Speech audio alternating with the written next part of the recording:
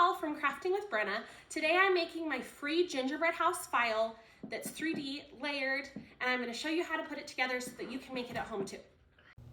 First, what you're going to need to do is go over to my blog and get the file and then get all the pieces cut out and ready to go. I used walnut plywood and I used white acrylic. Next, you're going to need to take the masking off the acrylic, and my favorite tool to use is this plastic razor blade that I got off Amazon. It works amazing. Next, you'll want to grab some glue to put the house together. My favorite is the Loctite glue. And then you want to put the glue just on the little tabs on the side and then fit the house pieces together like this. I had an easiest time when I put it up like this on the counter to hold it up. I'm excited about this house because the walls go at an angle to make it cuter, but also it makes it a little bit harder to put together. So just make sure that the sides fit tightly with the glue. The last walnut pieces are the roof pieces, and I just put a little bit of glue on the inside to make them stick. That this smaller edge is the top side and the one with more room is the bottom side of the roof. Might want to add is I have this little squiggly line piece to put on the roof line. It's a little bit squiggly, but I think that it is cute. It makes it look like frosting.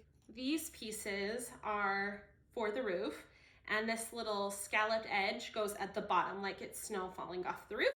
One of the reasons why I like Loctite glue for this specifically is that it's a clear glue and it works well with acrylic to wood.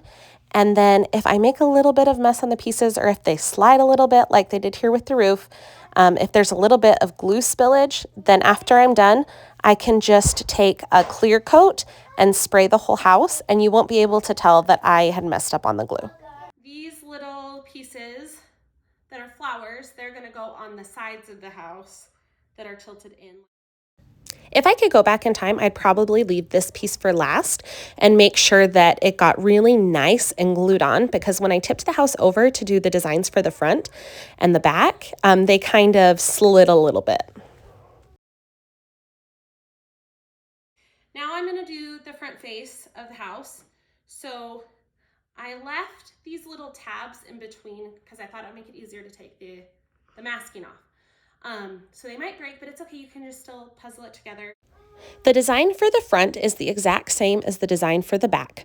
So if you have one of them still together, it will show you how to put it on, but if not, this is how you do it.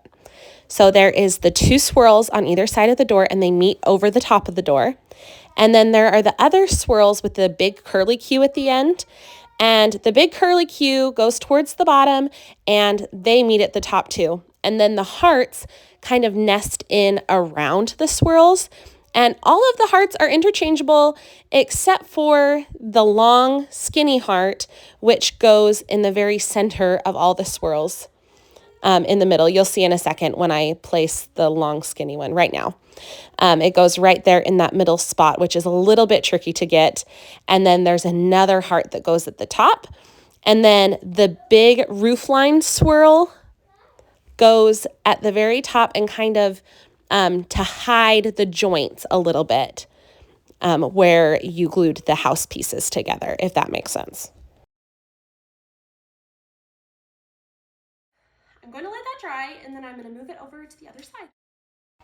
This side is just the same as the other side. So if you're going to use this in a spot where you don't see the back side, like on a mantle or in a Christmas tree, then you could just delete these decorations off and then save yourself a little bit of acrylic if you want. Then you're done. You've assembled the whole thing, and it looks so cute. If you want my cut file for free, you can go on over to my blog, craftingwithbrenna.com, and you can get all of the steps to be able to download it and make it yourself.